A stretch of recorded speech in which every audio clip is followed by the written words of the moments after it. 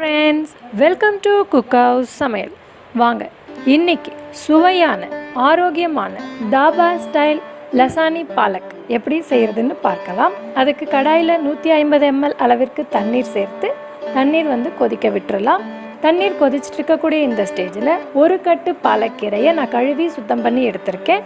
அதை இதில் சேர்த்துடலாம். பாலக்கீரைனால டயபெட்டிக் பேஷண்ட்ஸ்க்கும் பிபி பேஷண்ட்ஸ்க்கும் ரொம்ப நல்லது. கேன்சர் வராமல் நம்மளை பாதுகாத்துக்கலாம். ஐசைட்டுக்கு ரொம்ப நல்லது, ஹார்ட்டுக்கு ரொம்ப நல்லது, ஸ்கின்னுக்கும் நம்ம வெயிட் லாஸ் ஆகணும்னு நினைக்கிறதும் இதை எடுத்துக்கலாம்.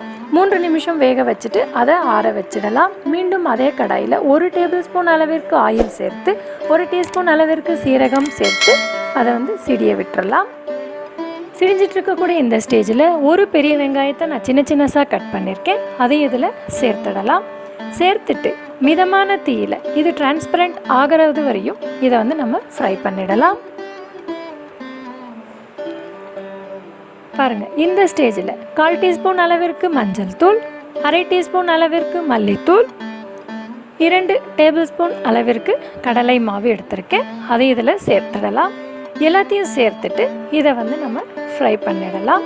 கடலை மாவோட அந்த ரா ஸ்மெல் போகிற வரையும் ஃப்ரை பண்ணிடலாம். இந்த ஸ்டேஜில் நம்ம ஆல்ரெடி எடுத்து வச்சுருந்த கீரை ஆறுனதற்கு பிறகு 2ஆக பிரித்து ஒரு பகுதியை அரைச்சி விழுது போல் கொண்டு வந்துடலாம். இன்னொரு பகுதியை அது அப்படியே சேர்த்துடலாம். பாருங்கள், அரைச்ச விழுதை இப்போ இதில் சேர்த்துடலாம். இன்னொரு போர்ஷனையும் சேர்த்துட்டு நல்லா கலந்து விட்டுறலாம். இந்த ஸ்டேஜில் 2 டேபிள் ஸ்பூன் அளவிற்கு நான் மில்க்மேட் எடுத்து வச்சுருக்கேன். அதை இதில் சேர்த்துடலாம்.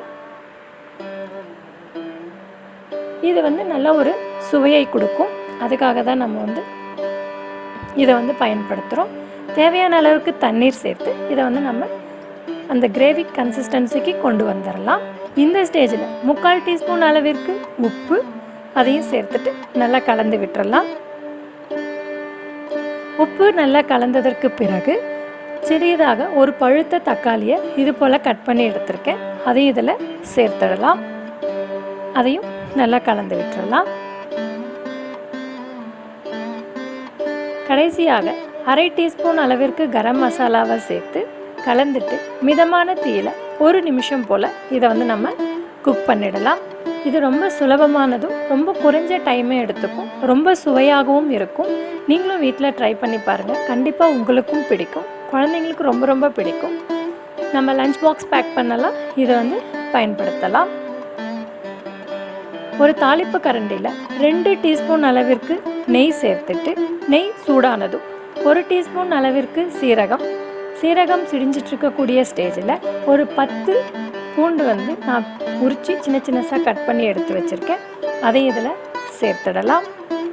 காரத்திற்கு ஏற்ப 2 சிவப்பு மிளகாயும் நான் இதில் சேர்த்துருக்கேன். அவ்வளோதான் ஃப்ரெண்ட்.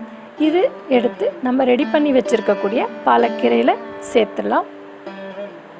நீங்களும் ட்ரை பண்ணி பாருங்கள், கண்டிப்பாக உங்களுக்கும் பிடிக்கும். பிடிச்சிருந்துன்னா என்னோடய சேனலுக்கு சப்ஸ்கிரைப் பண்ணுங்கள், கமெண்ட் பண்ணுங்கள், உங்கள் ஃப்ரெண்ட்ஸ் கூட ஷேர் பண்ணுங்கள், ஃபேமிலியோடவும் ஷேர் பண்ணுங்கள். Eat healthy, be healthy. Thanks for watching my channel.